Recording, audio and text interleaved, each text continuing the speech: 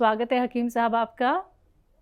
बहुत धन्यवाद आपका। हकीम साहब, वैसे तो हम हर मौसम के बारे में आपसे चर्चा करते हैं कि किस मौसम में अपना ख्याल कैसे रखना चाहिए, लेकिन जब बरसात की शुरुआत होती है तो बहुत सारी बीमारियां भी दस्तक देती हैं।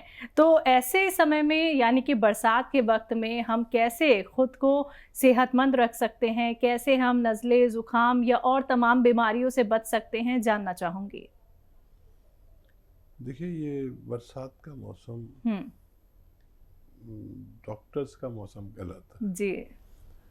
वो मैं गांव में था तो एक मेरा दोस्त की डॉक्टर की दुकान है, तो बस से आता जाता था, तो मैंने कहा भाई कोई गाड़ी क्यों नहीं ले लेता, जी।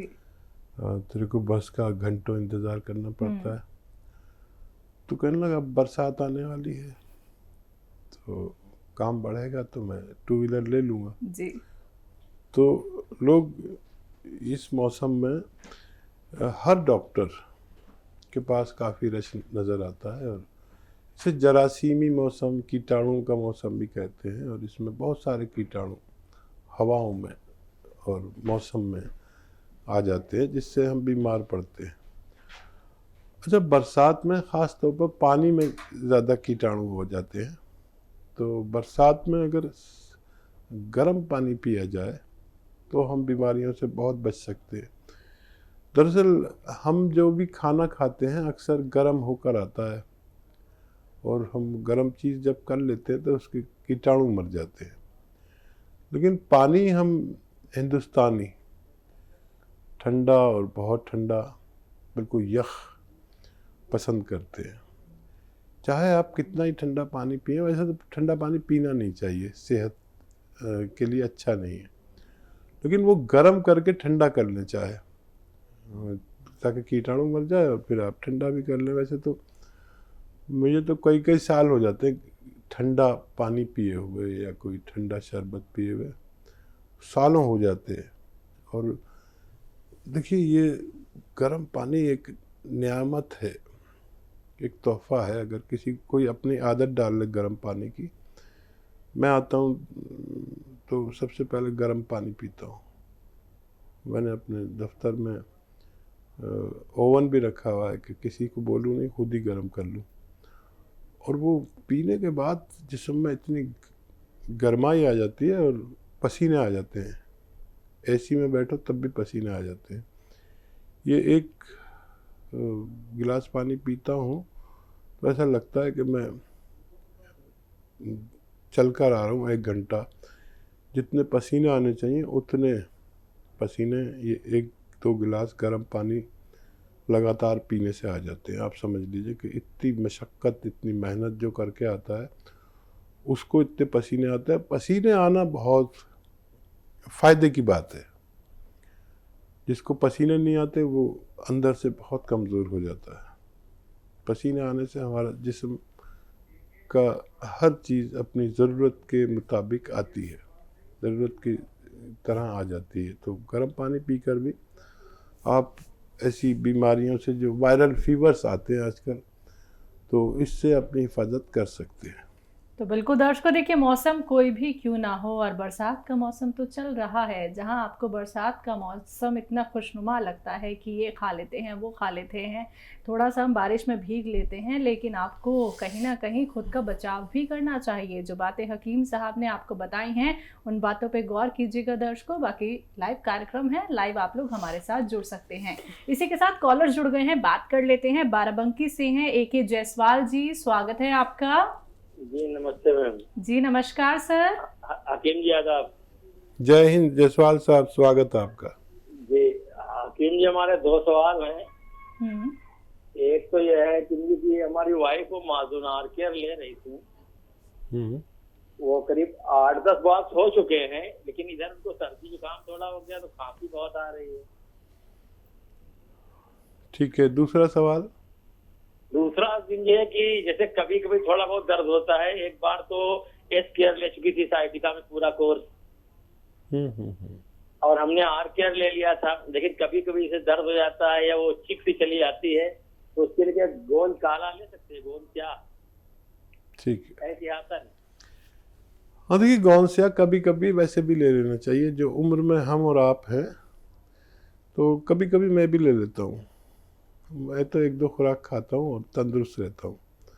मुझ पर ज़्यादा तेज़ी से असर होता है, लोगों पर कम तेज़ी से असर होता है। किसी को तेज़, किसी को हल्का, ऐसा फ़ायदा होता है। और कभी कभी कुछ होगा, वो कभी कभी होना भी चाहिए।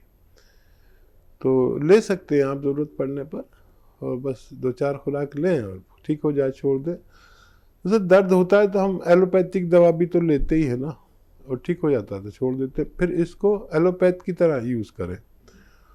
अच्छा देखिए, ये मौसम जो है ये खांसी, नज़ला, बलगम, छींकों का है, और इसमें अगर एक बार हो जाए ऐसा तो कोई परेशानी नहीं है। मैं भी मुतासिर होता हूँ बरसात के मौसम में, कभी एक बार 1 साल में। पीछे से मुझे काफ़ी खांसी, फंदे भी लग रहे थे, आपने देखा होगा, मैं चैनल पे भी खांस रहा था, कभी कुछ कर रहा था। तो कभी कभी होना कोई बुरी बात नहीं है, बल्कि मानते हैं वैद्य और हकीम, कभी कभी हो जाना चाहिए। अगर मुस्तकिल कोई परेशानी है तो वो दवा का तो आपका कोर्स पूरा होने वाला है। ये बरसात के बाद फिर आप एक नॉर्मल ज़िंदगी गुजार सकती हैं आपकी पत्नी। और गर्म चीज़ें खाया करें, गर्म पानी पिया करें, और पीपलें जो होती हैं, पीपला मूल, उसका पाउडर बना के रख लें, 1 चुटकी पीपला मूल खा लिया करें ऐसे ही, या शहद में मिलाकर। तो ये बरसात के मौसम के लिए बड़ा अच्छी है। कभी एक खुराक 1 चुटकी ले लिया करें, आपको फ़ायदा होना मुमकिन है जी। अगले कॉलर हैं योगेंद्र जी, स्वागत है आपका। हाँ जी मैम, नमस्कार। नमस्कार सर। सर मैम, एक बार मेरी आपसे पहले बात हुई, मेरे सीने में दर्द, 2 बार टाइफाइड हुआ था, निमोनिया हुआ था, सीने में दर्द रहता है, और मैं गोंसिया भी ले रहा हूँ, और लेकिन दर्द नहीं जा रहा, सीने में जकड़न रहती है, और गोंद चिलगोजा भी ले रहा हूँ। कितने दिन से ले रहे हैं?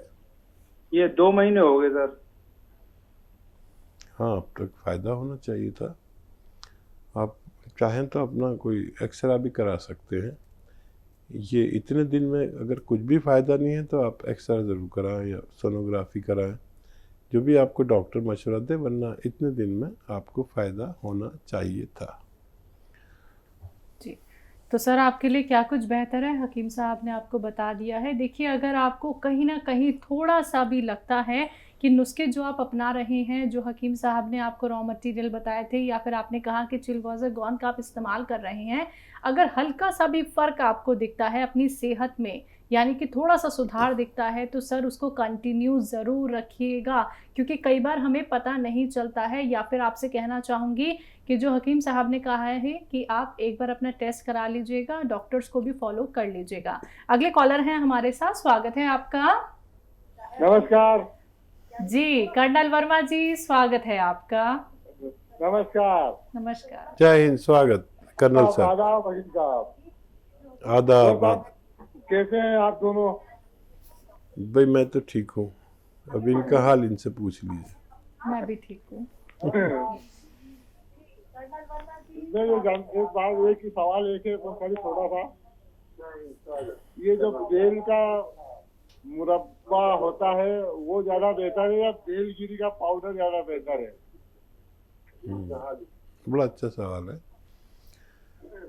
बेलगिरी का पाउडर जब बेहतर है जब आप को अच्छा सा मिले, साफ सा, और उसे दूध में मिला कर लें, तो बेहतर हो जाता है इससे, बेल के मुरब्बे से। बेल का मुरब्बा भी अच्छा है। और जिन लोगों को डायबिटीज़ हुआ करे, इसे धो के खा लिया करें, थोड़ी मीठे में डला हुआ होता है, क्योंकि दोनों चीज़ें बेहतर हैं, आप इस्तेमाल कर सकते हैं। जी, कोई और सवाल कर्नल वर्मा जी आपका? शुक्रिया जी, शुक्रिया। चलिए, बहुत बहुत शुक्रिया सर हमारे साथ जुड़ने के लिए। आप ऐसे ही हमारे साथ जुड़े रहिए, और आप तो लोगों की बहुत मदद भी करते हैं, यानी कि आप उन लोगों तक वो नुस्खे पहुंचाते हैं जो ज़रूरतमंद हैं। तो सर ऐसे ही हमारे साथ जुड़े रहिए और ऐसे ही लोगों की खिदमत करते रहिए। अगले कॉलर है हमारे साथ, स्वागत है आपका। हेलो जी अंजू जी, बताइए, सवाल करिए।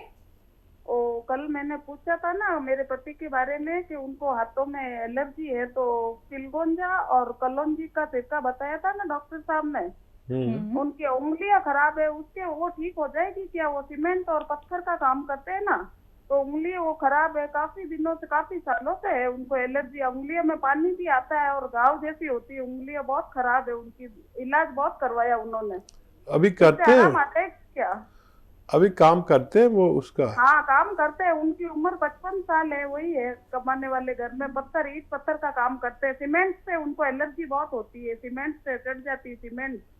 ठीक है ठीक है। वो इससे शुरू हो जाएगा क्या असर? ये कल आपने दवाई बताई थी ना।